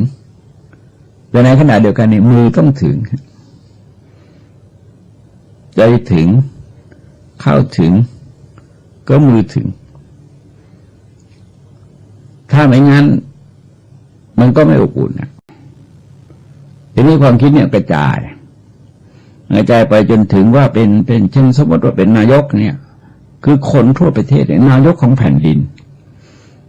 ไม่ใช่นายกของภาคนั้นภาคนี้ของภาคนั้นภาคนี้ของคนกลุ่มนั้นกลุ่มนี้หรือถ้าเรามองนี่คือการปฏิบัติธรรมโดยเห็นว่าธรรมะมันครอบคลุมวิถีชีวิตของคนอยู่เพียงแต่ว่าคนบางทีเนี่ยไม่รู้หรือไม่เข้าใจแล้วก็ไปให้ความสำคัญแก่เรื่องอื่นแต่ที่จะมองที่ธรรมะเนี่ยเพราะธรรมะมันจะเหนืออย่างอื่นทั้งหมดคุณทำอะไรก็ได้แต่ถ้าคุณขาดธรรมะคุณก็ไปไม่รอดทั้งนั้นนะ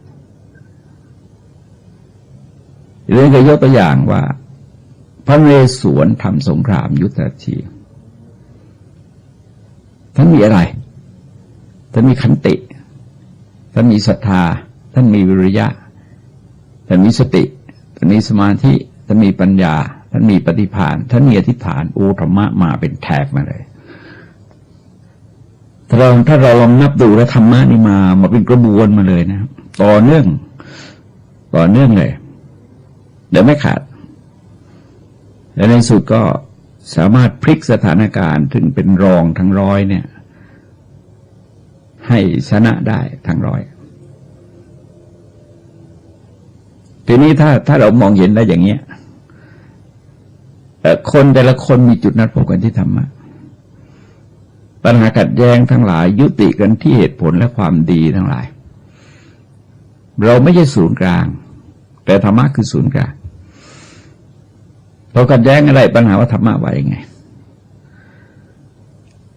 ก็อย่างเนี้ยอย่างเราพูดถึงเย็นถึงร้อนมากร้อนน้อยเย็นมากเย็นน้อยเนี่ยถ้าเราเอาตัวเราเข้ากำหนดเนี่ยมันหาข้อยุติไม่ได้ถ้าคุณต้องการวัดคุณก็ต้องมิเตอร์มาวัด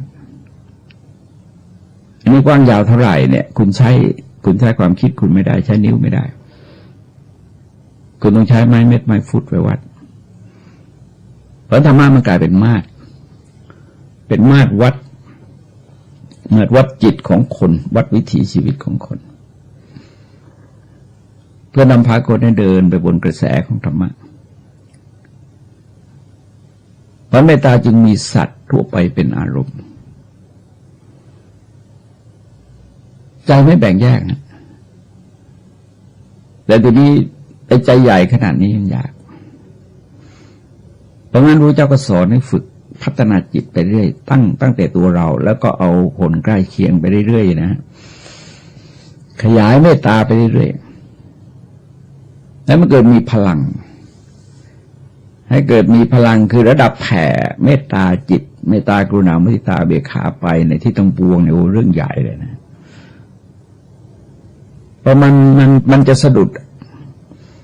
เช่นสมมติว่าทิศหนึ่งมีคนไม่ชอบเรามันจะสะดุดอยู่ที่คนนั้นใจไม่ไป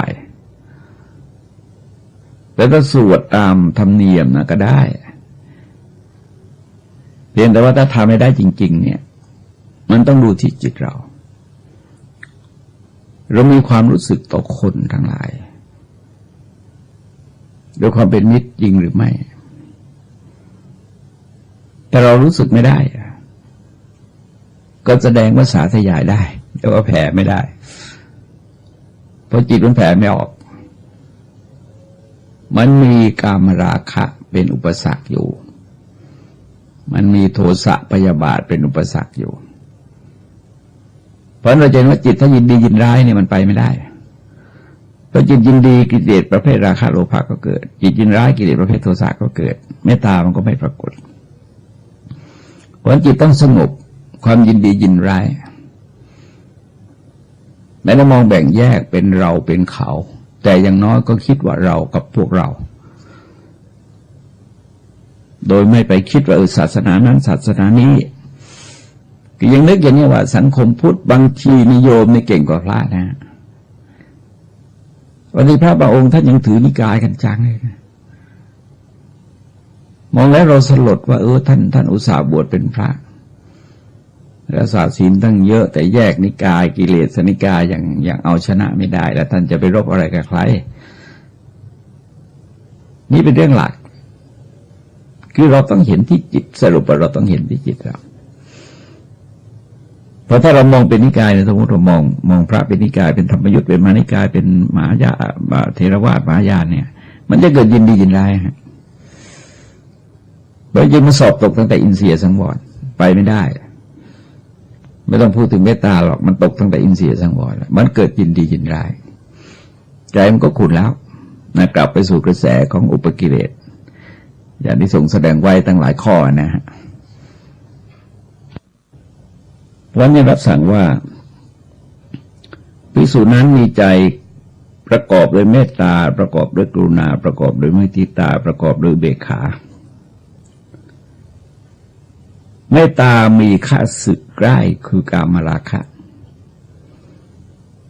มีข้าศึกที่อยู่ตรงกันข้ามเนี่ยคือกิเลสประเภทโทสะ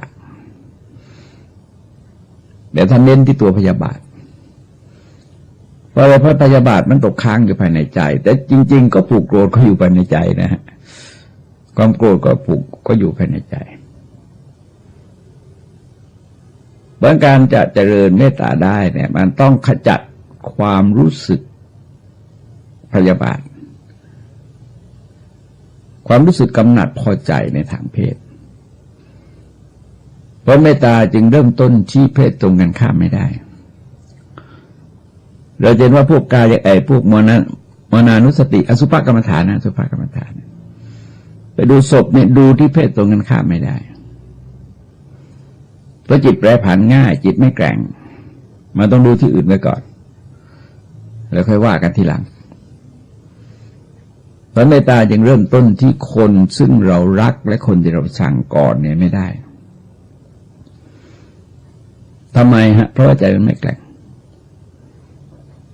ถ้าเริ่มต้นที่คนที่เรารักมันก็กลายเป็นกามราคะเพราะมันมีต้นทุนอยู่มากภายในใจแต่เริ่มต้นที่คนที่เราไม่ชอบไอ้ต้นทุนทางโทสะมันก็อยู่เยอะ เลยใจมันจะออกไปทางโทสะไม่ออกมาทางเมตตาเพราะเมตตาจึงเริ่มต้นที่ตัวเองให้ได้ความคิดพื้นฐานเราต้องการความสุขไม่ต้องการความทุกข์เช่นใดคนอื่นสัตว์อื่นก็ต้องการความสุขไม่ต้องการความทุกข์เช่นเดียวกันแต่นั้นก็แสดงทางกายทางวาจาไปก่อนทำอะไรทำด้วยเมตตาทั้งต่อหน้าและรับหลังพูดถึงหรือพูดด้วยก็พูดด้วยเมตตาทั้งต่อหน้าและรับหลังอันนี้คือการฝึกในตอนต้นเนี่ยเราจะเห็นว่าพระเจ้าจะเริ่มเมตตากายกรรมมังวจีกรรมมังมโนกรรมมังแสดงสะท้อนทางการกระทำก่อนการพูดก่อนเพราะตรงนั้นเราจะเห็นว่าถ้าเรามีได้เนี่ยศีลมันจะเกิดขึ้นโดยอัตโนมัติอย่างศีล5ประการนี่ไปแล้วแต่เราเมตตากายกรรมมังวจีกรรมมังเนี่ยนะฮะคือเมตตาทางกายทางวาจาเนี่ยเป็นศีลไปโดยอัตโนมัติจิตมันอยู่ที่เมตตาแล้วการประทุษร้ายในลักษณะต่างๆซึ่งเป็นการผิดศีลเนี่ยก็จะไม่เกิดขึ้น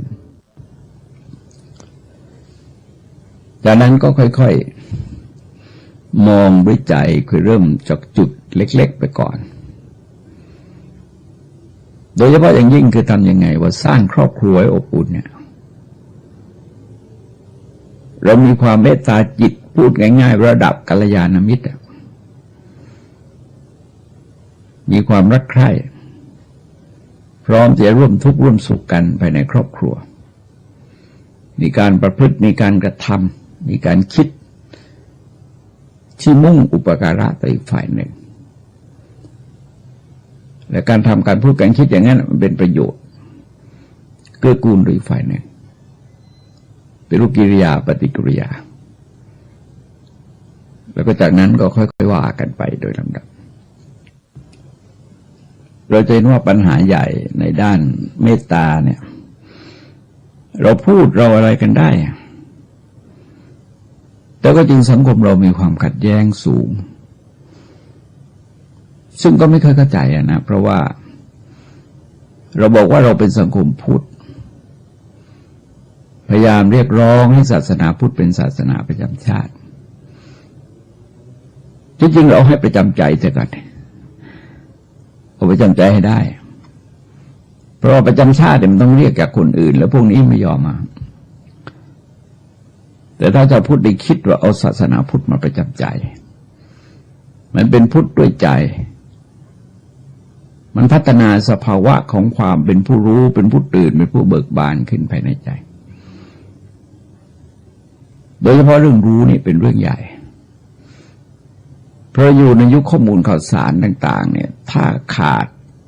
ความรู้ในด้านข้อมูลข่าวสารมันจะเป็นปัญหาเยอะปัญหาบางอย่างก็แก้ไม่ได้อย่างคล้ายๆกับปัญหาปากใต้เนี่ยจนปัจจุบันเนี่ยยังไม่รู้ว่าใครทำนะใครอยู่เบื้องหลังมันก็ตีความกันไปนะอธิบายกันไปนักปราชญ์เยอะอธิบายได้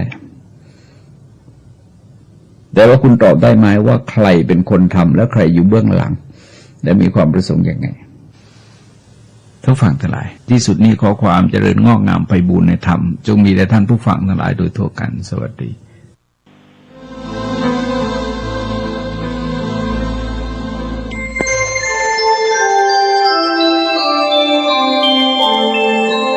ขณะนี้ท่านกำลังฟังสถานีวิทยุกระจายเสียง FM 104.5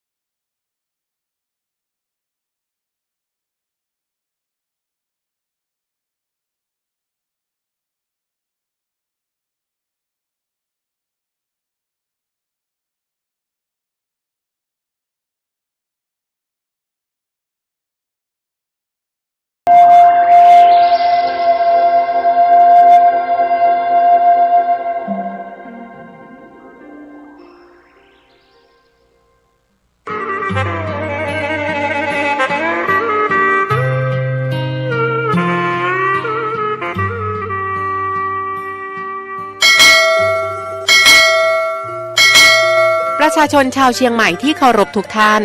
ขณะนี้จังหวัดเชียงใหม่กำลังเผชิญกับปัญหาหมอกควันและฝุ่นละออง PM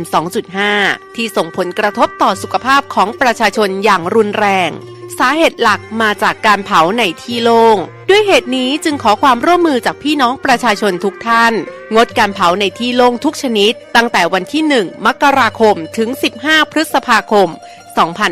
2568 หากมีความจำเป็นต้องเผาอย่างยิ่งต้องลงทะเบียนผ่านระบบไฟล์ดีที่องค์กรปกครองส่วนท้องถิ่นก่อนหากพบเห็นการเผาในที่โล่งสามารถแจ้งได้ที่สายด่วน 191 หรือ 053-112-808 ตลอด 24 ชั่วโมงมาร่วมกันแก้ไขปัญหามลพิษทางอากาศและสร้างเชียงใหม่ให้เป็นเมืองที่น่าอยู่ด้วยความปรารถนาดีจากสมาคมวิชาชีพวิทยุโทรทัศน์ภาคประชาชนเชียงใหม่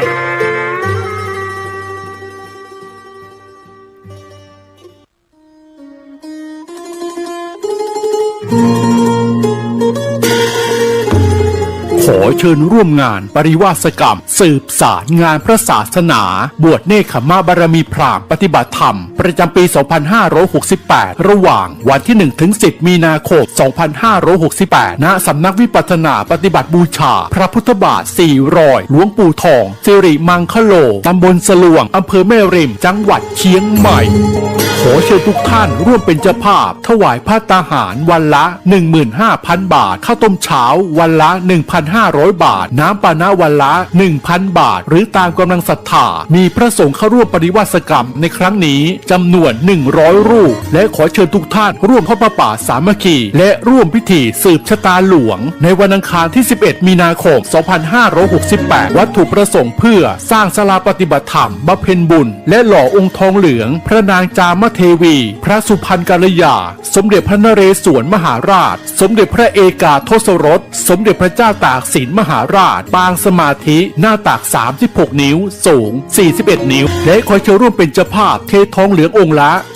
250,000 บาทพร้อมฐานที่ประทับหรือตามกำลังศรัทธากำหนดงานเวลา 9 นาฬิกาพิธีสืบชะตาหลวงเวลา 10 นาฬิกา 39 นาทีพิธีทอดผ้าป่าสามัคคีโอกาสนี้จึงขอเรียนเชิญทุกท่านร่วมทำบุญตามกำลังศรัทธาสร้างเสริมบารมีกายดีจิตใจแจ่มใสเป็นมงคลชีวิตผ่านบัญชีธนาคารกรุงไทยสาขาโลตัสแม่แตงชื่อบัญชีพระกิตตินัทพรพิชิตวัฒนากิจและนางสาวสุวรินทร์อินสวรรค์แม่ชีและนายนรงค์ศรีทิพันธ์เอกเลขที่บัญชี 8760648481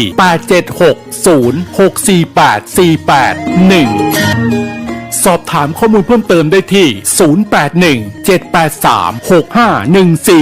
092-323-4798 อย่าลืมวันที่ 1-11 มีนาคม 2568 เชิญร่วมงานปริวาสกรรมและทำบุญทอดผ้าป่าสามัคคีณสำนักวิปัสสนาปฏิบัติบูชาพระพุทธบาท400หลวงปู่ทองสิริมังคโลตำบลสลวงอำเภอแม่ริมจังหวัดเชียงใหม่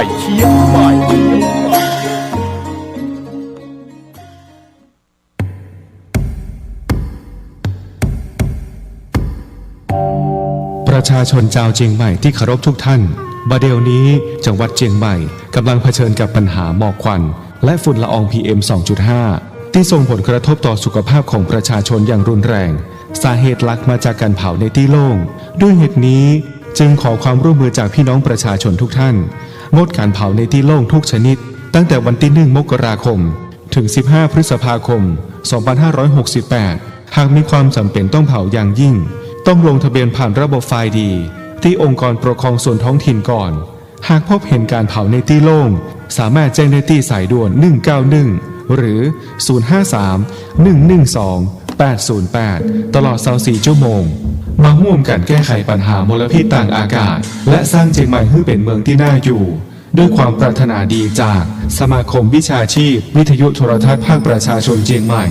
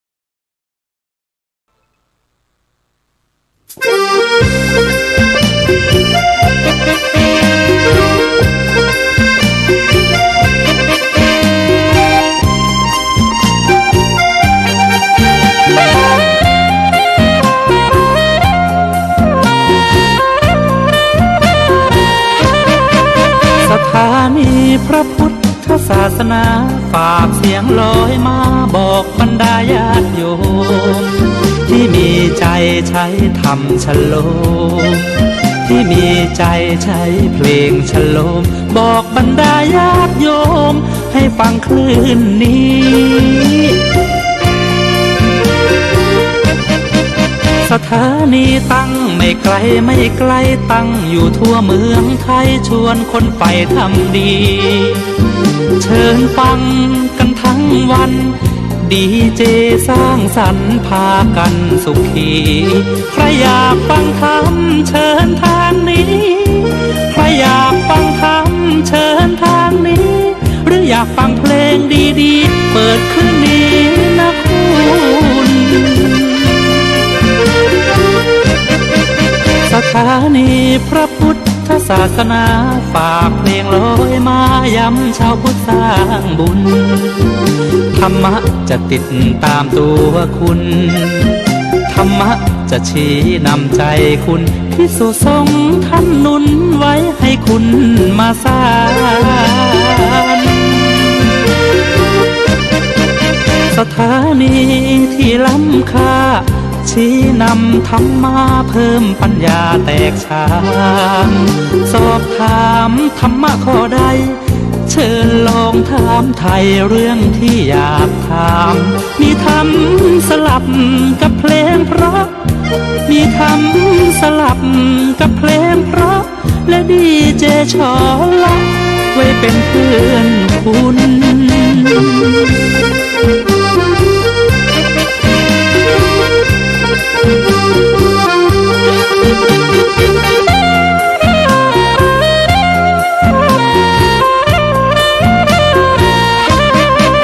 สถานีที่ล้ำค่าชี้นำธรรมะเพิ่มปัญญาแตกฉานสอบถามธรรมะข้อใดเชิญลองถามไทยเรื่องที่อยากถามมีธรรมสลับกับเพลงเพราะมีธรรมสลับกับเพลงเพราะและดีเจชอละไว้เป็นเพื่อนคุณ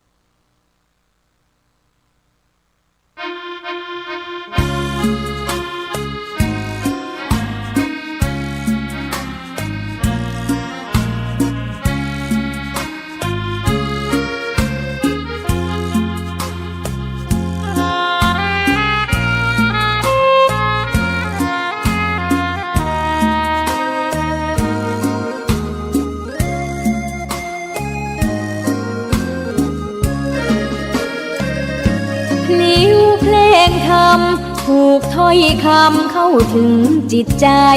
ฟังรายการวิทยุเสียงใสส่งถึงใจไปสู่ปลายนาสารธรรมน้อมนำมองพระศาสดาบอกผู้คนทั่วลาหันมาเข้าวัดฟังธรรมคลื่นเสียงนี้เป็นคลื่นธรรมะจากใจส่งถึงบ้านไกลบ้านไกลฟังได้สุขใจล้ำยามดึกดื่นค่ำคืนมีงานต้องทำเป็นคลื่นสารธรรมเน้นย้ำธรรมะเพื่อนใจเสียงคลื่นธรรมบอกหลักธรรมให้คลายความเหงาฟังเสียงธรรมะเบาเบาบอกเล่าถึงคนบ้านไกลสื่อธรรมะบอกลดละระหว่างด้วยใจสื่อไปถึงสวงในเข้าใจหลักธรรมหลักดีลิ้วเพลงธรรมผูกสัมพันธ์จิตใจร่าเริง ฟังสาระธรรมะบันเทิงรื่นเริงในชีวิตยามวันว่างเดินทางไปเยี่ยมสถานีนัดพบกันน้องพี่วันนี้วันดีวันเสาร์สวดมนต์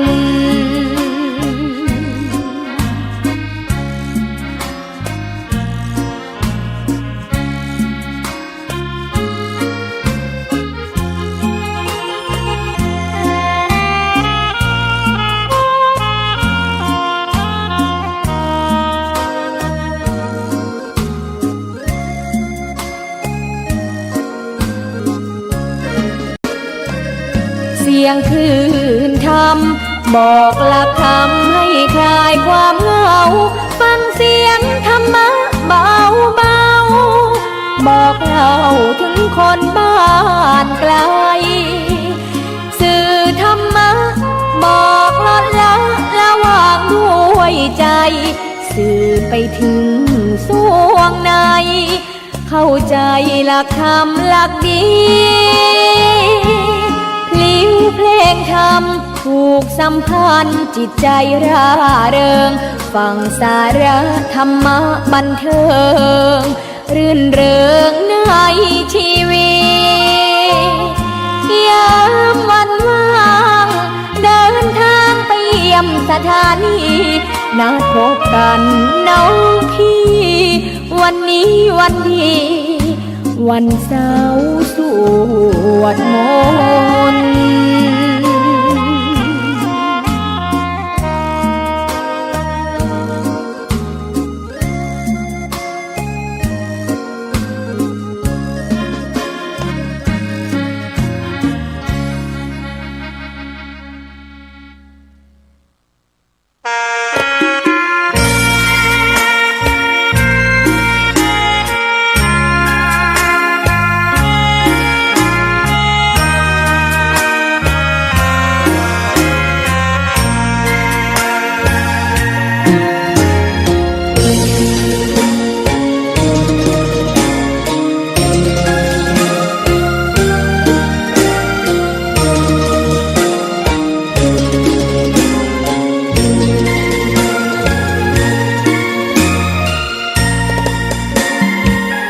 ดอกบัวดอกหนึ่งพึงใจไว้เพื่อบูชาแด่องค์พระศาสดาสัมมาสัมพุทธเจ้ามีความงามเงียบไม่เปรียบเทียบเขาเทียบเรา